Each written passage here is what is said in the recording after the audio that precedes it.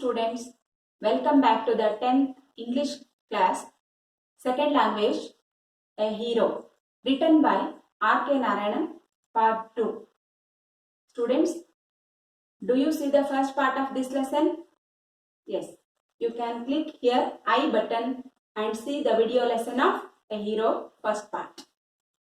Then move on to the next. Let us check out the homework answer for previous classes. First question. Swami's father drew his attention to a report in the newspaper. What was the report about? Let us check the answer. The report was about the bravery of a village lad when he was returning home in the jungle path, came face to face with a tiger. Suddenly, a tiger came. He faced the tiger and climbed up the tree and stayed half a day. Afterwards, some people came that way and killed the tiger. Next, move on to the second question. Swami made a comment on the newspaper report. Was he right? How did his view differ from that of his father? Now let us check the answer. Swami made a comment on the newspaper report. No, he was not right. But according to his belief, to face the tiger and fight with it means definitely he should be grown up. Swami's view, strength and age are important to fight, but Swami's father's view was different from him. Then move on to the third question.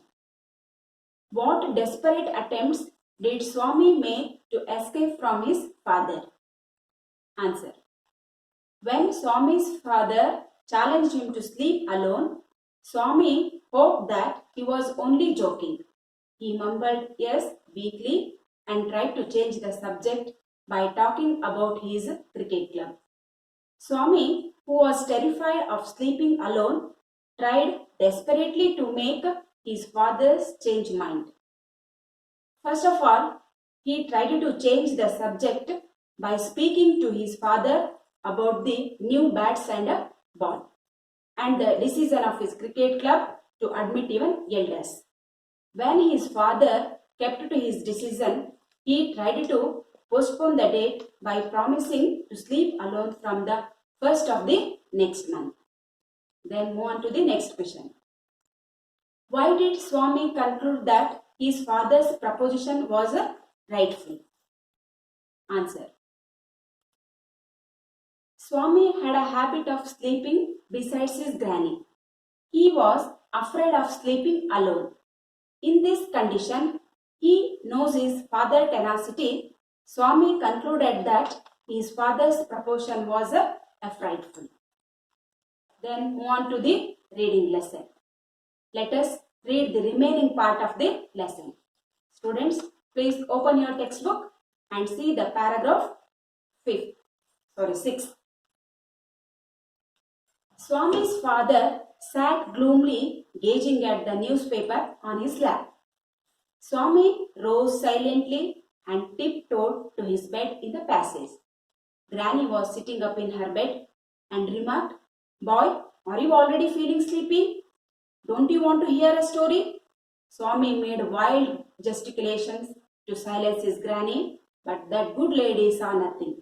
So Swami threw himself on his bed and pulled the blanket over his face. Swami's father sat gloomily gazing at the newspaper on his lap. So ಸ್ವಾಮಿಯ ಅಪ್ಪ news ಪೇಪರ್ನ ದಿಟ್ಟಿಸಿ ನೋಡ್ತಾ ಓದ್ಕೊಂಡು ಕೂತ್ಕೊಂಡಿದ್ರು. So ಆವಾಗ ಸ್ವಾಮಿ ಏನ್ ಮಾಡ್ತಾನೆ?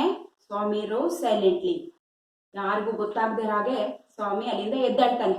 Rose means rise the first form, ಎದ್ದಾಡ್ತಾನೆ. And tip toed ಅಂದ್ರೆ ತನ್ನ ಕಾಲು ಬೆರಳುಗಳನ್ನ ಬಹಳ ಸೂಕ್ಷ್ಮವಾಗಿ ನಡೀತಾ ಅಲ್ಲಿಂದ ಏನ್ ಮಾಡ್ತಾನೆ? ತನ್ನ ಬೆಡ್ಡಿಗೆ ಹೋಗ್ತಾನೆ.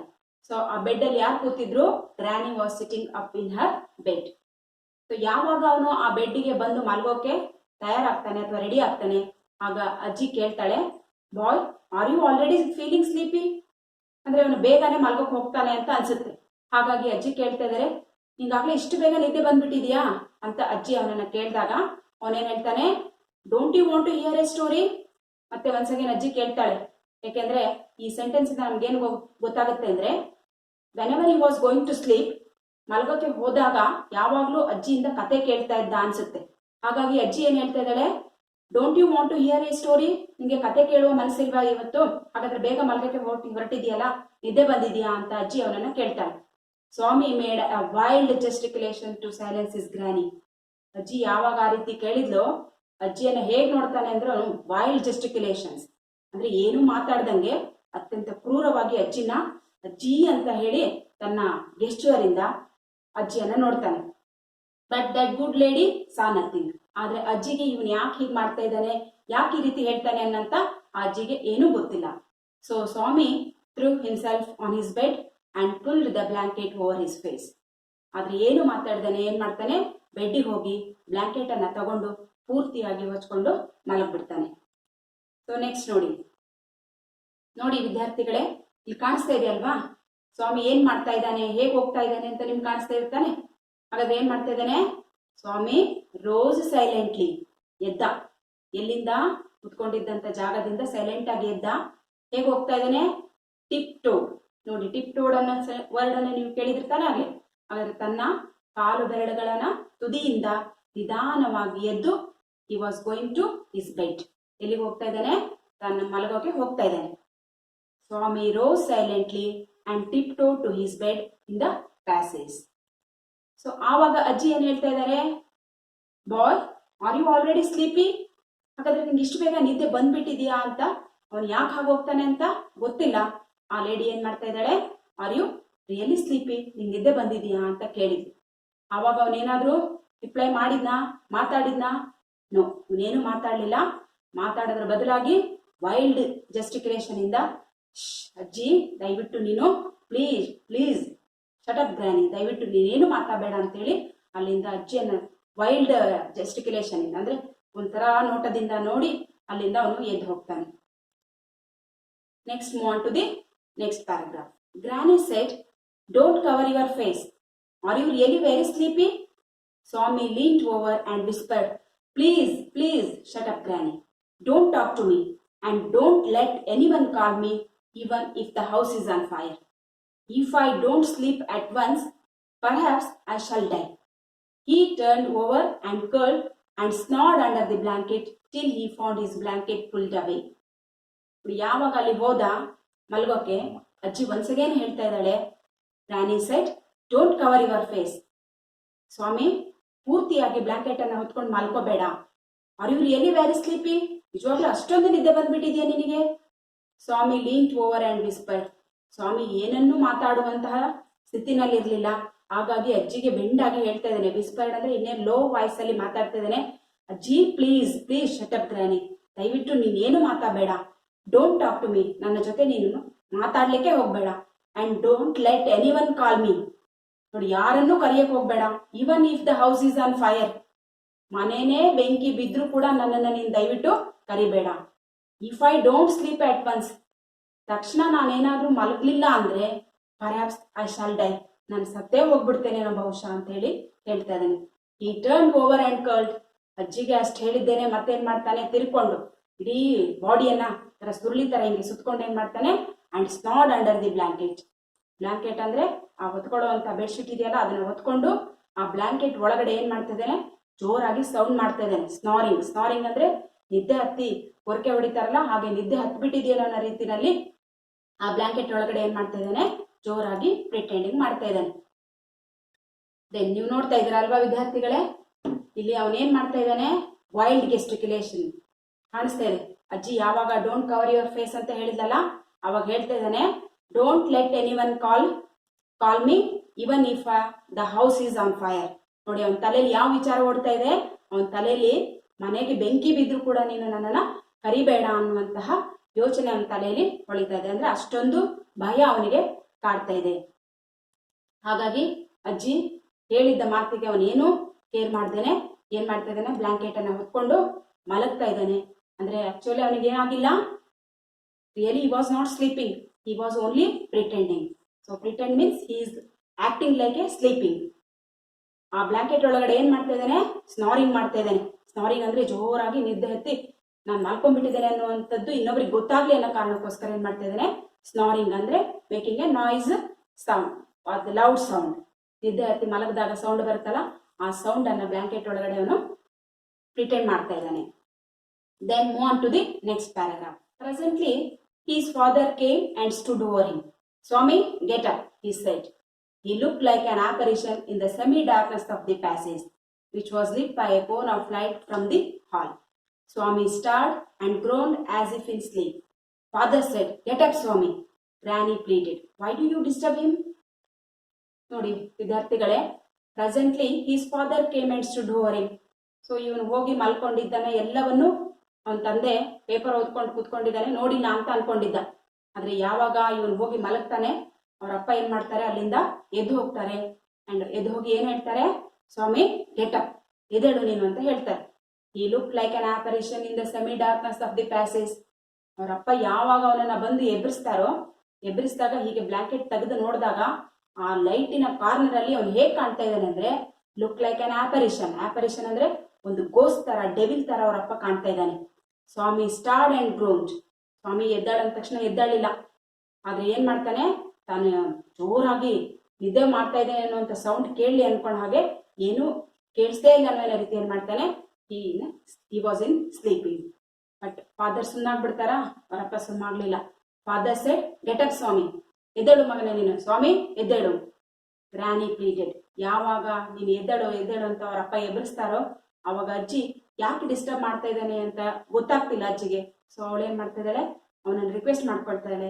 Y do you disturb him, ಯಾಕೆ ನೀನು ಆ ಮಗನಿಗೆ ಅಷ್ಟೊಂದು ತೊಂದರೆಯನ್ನ ಕೊಡ್ತಾ ಇದೆಯಾ, ಮಲ್ಕೊಳ್ಳಿ ಬಿಡು, ಅವ್ನು ನಿದ್ದೆ ಬಂದಿದೆ ಅನ್ಸುತ್ತೆ ಅಂತೇಳಿ ಆ ಮಗನಿಗೆ ಗ್ರಾನಿ ಹೇಳ್ತಾ ಇದ್ದಾಳೆ. ಮೊಮ್ಮಗ ಮಲಗಿದ್ನಲ್ವಾ, ಅವನು ಎಬ್ಬರಿಸ್ತಾ ಇದ್ದ ಹಾಗಾಗ್ಲಾ, ಸೊ ಹಾಗಾಗಿ ಅವನಿಗೆ ಡಿಸ್ಟರ್ಬ್ ಮಾಡಬೇಡ, ಅವನಿಗೆ ನಿದ್ದೆ ಬಂದಿದೆ ಅಂತ ಹೇಳಿ ಗ್ರಾನಿ ಮಗನಿಗೆ ಹೇಳ್ತಾ ಇದ್ದಾರೆ. ನೆಕ್ಸ್ಟ್ ನೋಡಿ ವಿದ್ಯಾರ್ಥಿಗಳೇ, ನೋಡಿ Swami was sleeping on his bed. Besides, who is there? Yes, his granny is there. So Swami's father came to that place and get up Swami, come with me. ಎದ್ದೇಳು ನೀನು ನನ್ನ ಜೊತೆ ಬಾ ಅಂತ ಹೇಳ್ತಾ ಇದ್ದಾರೆ.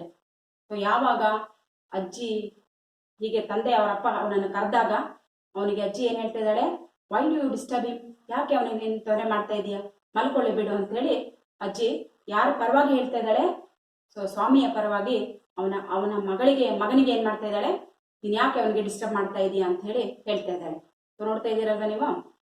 S, move on to the next paragraph. Get up Swami, said father for the third time, and Swami got up. Father rolled up his bed, took it under his arm and said, come with me. Swami looked at Granny, hesitated for a moment and followed his father into the office room. On the way, he threw a look of appeal to his mother and she said, why do you take him to the office room? He can sleep in the hall, I think. ನೋಡಿ ಅವರಪ್ಪ ಬಿಡ್ಲಿಲ್ಲ ಅವನನ್ನ. ಅವರಮ್ಮ ಅವನಿಗೆ ಹೇಳಿದ್ಲು ಯಾಕೆ disturb ಮಾಡ್ತೀಯ ಅಂತ. ಆದ್ರೆ ಡಿಸ್ಟರ್ಬ್ ಮಾಡ್ತೀಯ ಅಂತ ಹೇಳಿದಾಗ ಅದನ್ನೇನು ಕೇರ್ ಮಾಡಿದೆ ಅವನು ಹೇಳ್ತಾ ಇದ್ದಾನೆ, ಮತ್ತೆ once again get up Swami, ಎದ್ದೇಳು ನೀನು ಅಂತ ಹೇಳಿ ಒಂದ್ಸಲ ಅಲ್ಲ, 2 ಸಲ ಇಲ್ಲ, ಎಷ್ಟು ಟೈಮ್ ಹೇಳ್ತಾರೆ, so third time, 3 time he has told to his Swami, his son. So for the third time and Swami got up. So 3 ಸಲ ಹೇಳಿ ಆದ್ಮೇಲೆ ಸ್ವಾಮಿ ನಿದ್ದೆ ಮಾಡ್ತಾ ಇಲ್ಲ ಅಂತ ಅವರಪ್ಪನಿಗೆ ಚೆನ್ನಾಗಿ ಗೊತ್ತಿತ್ತು, ಹಾಗಾಗಿ ಅವನು ಎದ್ದು ಹೋದ. And shed, come with me. ಅವರಪ್ಪ ಏನ್ ಮಾಡಿದ್ರು, ಬ್ಲಾಂಕೆಟ್ ಅನ್ನೆಲ್ಲ ತಗೊಂಡ್ರು, ಬೆಡ್ ತಗೊಂಡ್ರು, ತಾವೇ ಎಲ್ಲ ಸುತ್ಕೊಂಡು ಹೊರಟ್ರು, ನೀನನ್ನು ಫಾಲೋ ಮಾಡಷ್ಟೇ ಅಂತ ಹೇಳ್ದ. ಸ್ವಾಮಿ ಲುಕ್ಡ್ ಅಟ್ ಗ್ರಾನಿ. ನೋಡಿ ಅವನಿಗೆ ಹೋಗೋ ಇಷ್ಟ ಇಲ್ಲ ಅಂತ ನಮ್ಗೆ ಇದರಿಂದಾನೇ ಗೊತ್ತಾಗುತ್ತೆ. ಹಾಗಾಗಿ ಅವನು ಏನ್ ಮಾಡ್ತಾ ಇದ್ದಾನೆ, ಅಜ್ಜಿಯ ಕಡೆ ನೋಡ್ತಾ ಇದ್ದಾನೆ. ಹೇಗೆ ಧೈರ್ಯವಾಗಿ ನೋಡೋ ಮನಸ್ಸಿಲ್ಲ, ಆಗ್ತಾ ಇಲ್ಲ ಮನಸ್ಸು, ಹಾಗಾಗಿ ಹೆಸಿಟೇಟೆಡ್ ಫಾರ್ ಎ ಮೂಮೆಂಟ್, ನೋಡೋ ಬೇಡ, ಎಲ್ಲಿ ಅಪ್ಪ ಬೈದ್ ಬಿಡ್ತಾರ ಅನ್ನುವಂತ ಭಯ ಮನಸ್ಸಲ್ಲಿ ಕಾಡ್ತಾ ಇತ್ತಲ್ವಾ, because he knows his father tenacity, his character. So ಹಾಗಾಗಿ ಏನ್ ಮಾಡ್ತಾ ಇದ್ದಾನೆ, ಹೆಸಿಟೇಟೆಡ್ ಫಾರ್ ಎ ಮೂಮೆಂಟ್, ಒಂದು ಕ್ಷಣ ಅಜ್ಜಿಯ ಕಡೆ ನೋಡೋಕು ಅವನಿಗೆ ಏನಾಗುತ್ತೆ, ಭಯ ಆಗುತ್ತೆ. ಆದ್ರೆ ನೋಡ್ತಾನೆ, ಏನಕ್ಕೋಸ್ಕರ ನೋಡ್ತಾನೆ, ಸೊ ಅವ್ರ ಅಜ್ಜಿ ಅವನಿಗೆ ಸ್ವಲ್ಪ ಹೆಲ್ಪ್ ಮಾಡ್ಬೋದೇನೋ. And followed his father into the office room. ಆದ್ರೆ ಏನು ಹೆಲ್ಪ್ ಆಗಲ್ಲ ಅಂತ ಗೊತ್ತಾಯ್ತು, ಮತ್ತೆ ಅವರ ಅಪ್ಪನ ಹಿಂದೆನೆ ಹೋಗ್ತಾನೆ. Then move on to the next. I don't think so, father said, and Swami slunk behind him with a bowed head. Let me sleep in the hall, father, Swami pleaded. Your office room is very dusty and there may be scorpions behind your lavabos. There are no scorpions, little fellow. Sleep on the bench if you like. Can I have a lamp burning in the room? No, you must learn not to be afraid of darkness. It is only a question of habit. You must cultivate good habits. Will you at least leave the door open? All right. But promise you won't roll up your bed and go to your granny's side at night. If you do it, I will make you the laughing stock of your school. ಯಾವಾಗ ಇವನು ಮಲಗೋಕೆ ಕರ್ಕೊಂಡು ಹೊರಟ ಮತ್ತು once again ಅಲ್ಲಿಂದ ಅವ್ರ ಅಪ್ಪನಿಂದ escape ಆಗೋಕ್ಕೆ ಮೇಲಿಂದ ಮೇಲೆ ಕಾರಣಗಳನ್ನ ಹೇಳ್ತಾನೆ ಇದ್ದಾನೆ. ಯಾವಾಗ ಅವ್ರ ಅಪ್ಪ ಅಜ್ಜಿ ಹೇಳಿದ್ರು ಹಾಲಲ್ಲೇ ಮಲ್ಕೊಳ್ಳಿ ಅಂತಿದ್ದಾಗ ಅದೇ ಸಿಕ್ಕಿದ್ದಂತ ಒಂದು ಅವಕಾಶನ ಬಳಸ್ಕೊಳಕ್ ನೋಡ್ತಾನೆ. ಐ ಡೋಂಟ್ ಥಿಂಕ್ ಸೊ, ನಾನು ಆ ರೀತಿ ಯೋಚನೆ ಮಾಡಿಲ್ಲ ಅಂತ ಹೇಳ್ತಾನೆ. Father said and Swami slump behind him with bowed head. ಏನು ಅವಕಾಶನೇ ಸಿಗದೆ ಇದ್ದಾಗ there is no choice for to escape from his father. He followed to his father. Let me sleep in the hall, father. ನೋಡಿ ಅಜ್ಜಿ ಹೇಳಿದ ಮಾತು ನೆನಪಾಯ್ತಲ್ವಾ ಅವನಿಗೆ. ಅಪ್ಪ ನಾನು ಹಾಗಾದ್ರೆ ಹಾಲಲ್ಲಿ ಮಲ್ಕೊಳ್ಬಾ ಅಂತ ಅಪ್ಪ ನಾನು ಏನ್ ಮಾಡ್ತಾ ಇದ್ದಾನೆ, ರಿಕ್ವೆಸ್ಟ್ ಮಾಡ್ತಾ ಇದ್ದೇನೆ. ಪ್ರೀಡೆಡ್ ಮೀನ್ಸ್ ರಿಕ್ವೆಸ್ಟ್ ಮಾಡ್ಕೊಳ್ತಾ ಇದ್ದೇನೆ, ಎಲ್ಲಿ ಮಲ್ಕೊಳ್ಳಿ ಅಂತ. ಸೊ ಹಾಲಲ್ಲಿ ಮಲಗಲಾ ಅಂತ. ಯಾಕೆ ಅಂತ ಹೇಳ್ತಾ ಇದ್ದೇನೆ ನೋಡಿ, ಆಫೀಸಲ್ಲಿ ಯಾಕೆ ಮಲಗಲ್ಲ ನಾನು, ಹಾಲಲ್ಲಿ ಯಾಕೆ ಮಲಗ್ತಾ ಇದ್ದೇನೆ ಅನ್ನೋದಕ್ಕೆ. Because your office room is very dusty and there may be scorpions behind your law books. ನೋಡಿ ಆ ಆಫೀಸ್ ರೂಮ್ ಅಲ್ಲಿ ಮಲಗೋದನ್ನ ಎಸ್ಕೇಪ್ ಆಗೋದಕ್ಕೆ ಅವ್ರ ಅಪ್ಪನಿಂದ ಎಸ್ಕೇಪ್ ಆಗ್ಬೇಕು. ಬರೀ ಅಪ್ಪನಿಂದ ಎಸ್ಕೇಪ್ ಆಗೋದಷ್ಟೇ ಅಲ್ಲ, ಆಫೀಸ್ ರೂಮ್ ಅಲ್ಲಿ ಮಲ್ಕೊಳೋದ್ರಿಂದನೂ ಅವನು ಎಸ್ಕೇಪ್ ಆಗ್ಬೇಕು. ಹಾಗಾಗಿ ಏನ್ ಹೇಳ್ತಾ ಇದ್ದಾನೆ, ನಿನ್ನ ಆಫೀಸ್ ರೂಮ್ ಅಲ್ಲಿ ಧೂಳು ತುಂಬಿದೆ, ಕೊಳೆ ಆಗಿದೆ, ಡಸ್ಟ್ ಇದೆ. ಅಂಡ್ ಅಷ್ಟೇ ಅಲ್ದೇನೆ ದೇರ್ ಮೇ ಬಿ ಸ್ಕಾರ್ಪಿಯನ್ಸ್, ಅಲ್ಲಿ ಚೇಳುಗಳು, ಪಾಯ್ಸನಸ್ ಇನ್ಸೆಕ್ಟ್ಸ್ಗಳು ಅವೆಲ್ಲ ಇದೆ. ಸೊ ಹಾಗಾಗಿ ಅವುಗಳು ನಾನು ಅಲ್ಲಿ ಮಲ್ಗೋಕೆ ನನಗೆ ಆಗಲ್ಲ ಅಂತ ಹೇಳಿ ಹೇಳ್ತಾ ಇದ್ದೀನಿ. ಅವರಪ್ಪ ಅದಕ್ಕೆ ಹೂ ಅಂದ್ಬಿಟ್ರಾ? No, there are no scorpions little fellow. ಅವನು ಇದೆಲ್ಲ ಪ್ರಿಟೆಂಡ್ ಮಾಡ್ತಾ ಇದ್ದಾನೆ ಅಂತ ಗೊತ್ತು, ಆಕ್ಟಿಂಗ್ ಮಾಡ್ತಾ ಇದ್ದಾನೆ ಅಂತ ಗೊತ್ತು. ಹಾಗಾಗಿ ಅವರಪ್ಪ ಏನ್ ಮಾಡ್ತಾ ಇದಾರೆ, ಅಲ್ಲಿ ಯಾವ ಸ್ಕಾರ್ಪಿಯನ್ಸ್ ಇಲ್ಲ, ಯಾವ ಧೂಳು ಇಲ್ಲ, ಡಸ್ಟ್ ಇಲ್ಲ, ನೀನ್ ಸುಮ್ಮನೆ ಆಫೀಸ್ ರೂಮ್ ಅಲ್ಲಿ ಮಲಗಬೇಕು ಅಂತ ಹೇಳಿದ್ರು. ಸೊ ಒನ್ಸ್ ಅಗೇನ್ ಮತ್ತೊಂದು ಚಾನ್ಸ್ ತಗೊಂತಾನೆ. Can I have a lamp burning in the room? ನೋಡಿ ಅವನ ಕತ್ಲಲ್ಲಿ ಭಯ ಅನ್ನುವಂಥದ್ದು ಈ ಸೆಂಟೆನ್ಸ್ ಇದೆ ನಮ್ಗೆ ಗೊತ್ತಾಗುತ್ತೆ. ಹಾಗಾದ್ರೆ ಅಪ್ಪ ನಾನು ಲೈಟ್ ಅನ್ನಾದ್ರೂ ಆನ್ ಮಾಡ್ಕೊಂಡು ಮಲಗಲಾ ಅಂತ ಕೇಳ್ದ. ಅದಕ್ಕೆ ಅವರಪ್ಪ ಏನಾದ್ರು ಒಪ್ಪಿದ್ರಾ? No, you must learn not to be afraid of darkness. ಇದರಿಂದ ನಮ್ಗೆ ಗೊತ್ತಾಗುತ್ತೆ ಅವರ ಅಪ್ಪನ ಇಂಟೆನ್ಷನ್ ಏನಿತ್ತಂದ್ರೆ, he don't afraid of the darkness, he must cultivate good habits. ಹಾಗಾಗಿ ಅವರಪ್ಪ ಏನ್ ಹೇಳ್ತಾ ಇದ್ದಾನೆ, ನೋ, ನೀನ್ ಲೈಟು ಆನ್ ಮಾಡೋ ಹಾಗಿಲ್ಲ, ಹಾಲಲ್ಲೂ ಮಲ್ಕೊಳ್ಳೋ ಹಾಗಿಲ್ಲ, ಇದೆಲ್ಲ ಸುಮ್ಮನೆ ನೀನು ಅನ್ಕೊಂಡಿರೋದಷ್ಟೇ. ಏನ್ ಮಾಡ್ಬೇಕು, it is only question of habit. ನೀನ್ ಅನ್ಕೊಂಡ್ಬಿಟ್ಟಿದ್ಯಾ ನನಗೆ ಕತ್ಲಂದ್ರೆ ಭಯ, ನನಗೆ ಅಲ್ಲಿ ಮಲ್ಕೊಳಕ್ಕಾಗಲ್ಲ, ಇಲ್ಲಿ ಮಲ್ಕೊಳಕ್ಕಾಗಲ್ಲ ಅಂತ, ಇದನ್ನೇ ನೀನ್ ಬೆಳೆಸ್ಕೊಂಡ್ಬಿಟ್ಟಿದ್ಯಾ, ಅದನ್ನೆಲ್ಲ ಬಿಡಬೇಕು ನೀನು. You must cultivate good habits, ಒಳ್ಳೆಯ ಗುಣಗಳನ್ನ ನೀನು ಕಲ್ತ್ಕೋಬೇಕು, ಒಳ್ಳೆಯ ರೀತಿಯಾದಂಥ ಲಕ್ಷಣಗಳನ್ನ ನೀನು ಬೆಳೆಸ್ಕೋಬೇಕು ಅಂತ ಹೇಳ್ದ. ಆದ್ರೂ ಅವನು ಸುಮ್ಮನಾಗ್ಲಿಲ್ಲ. Once again, you must cultivate good habits.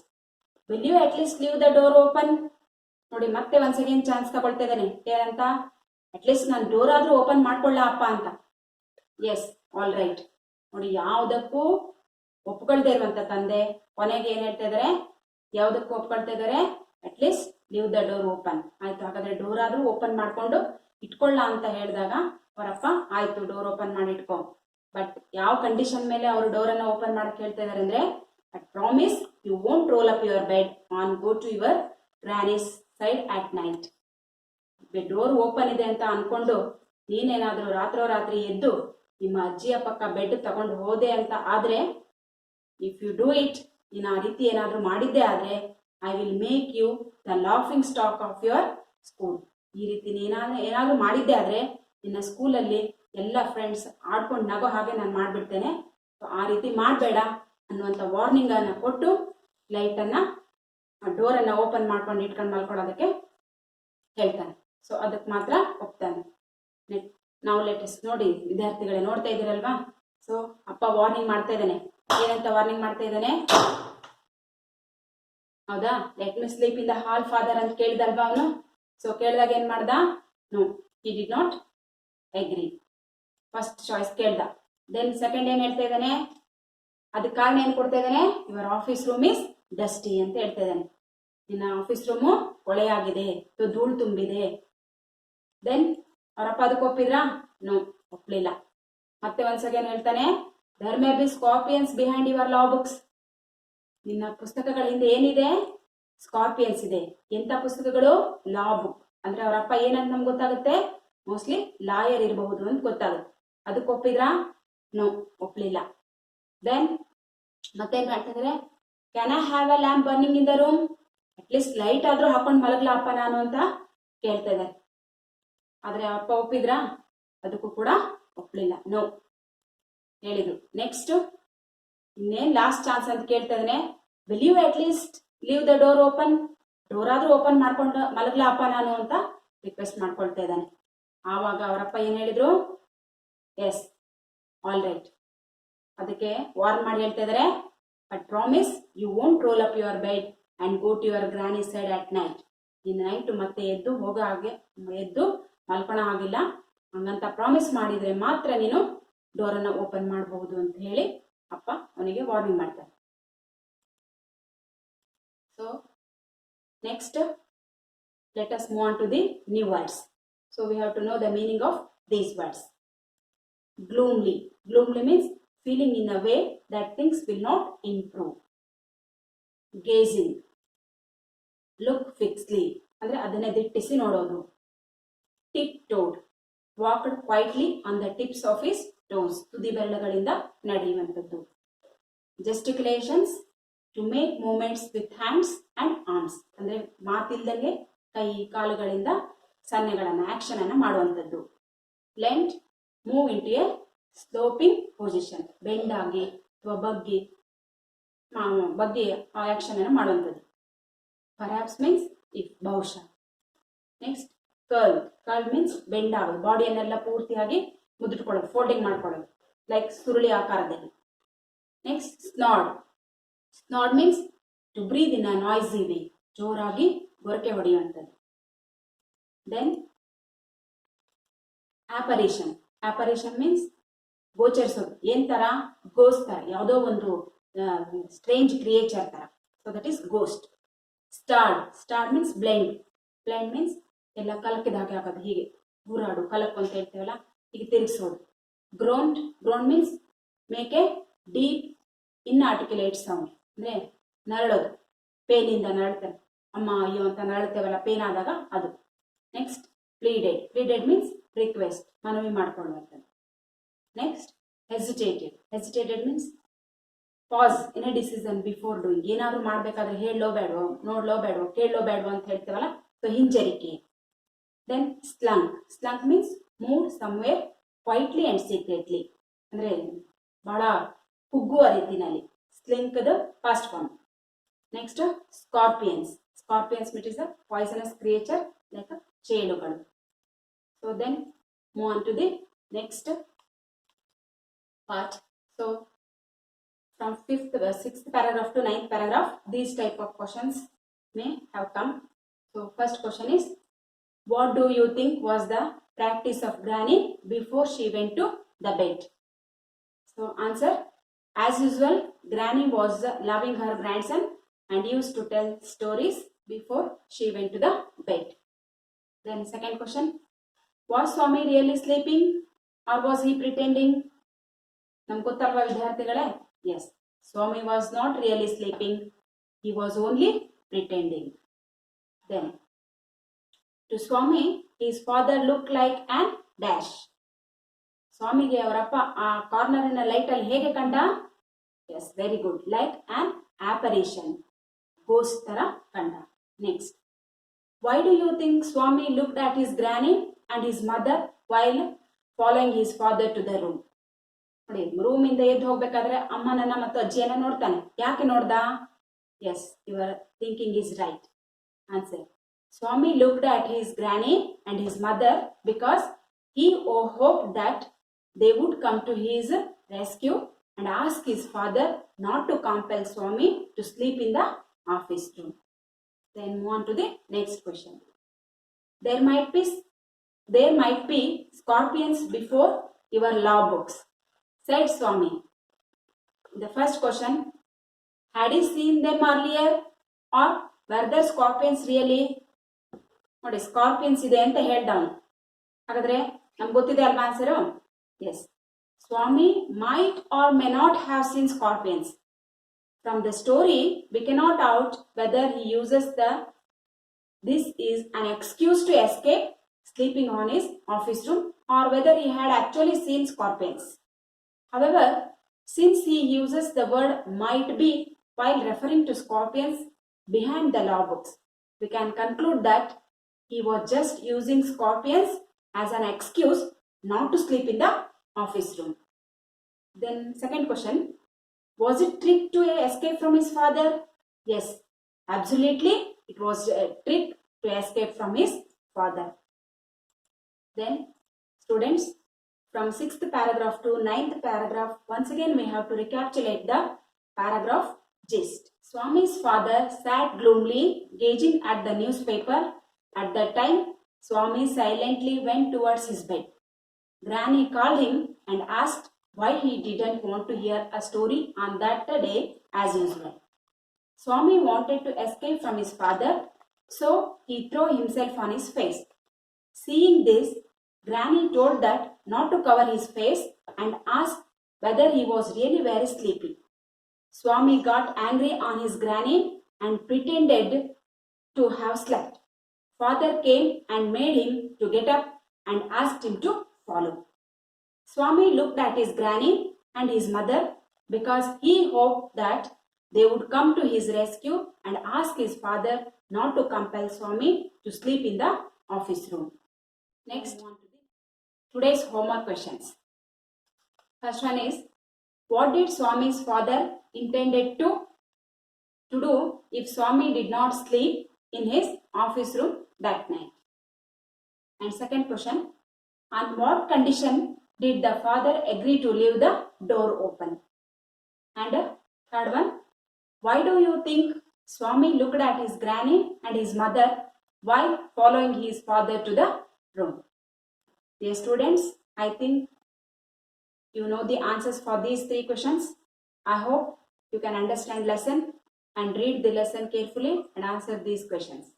Thank you, students. We'll meet on the next class.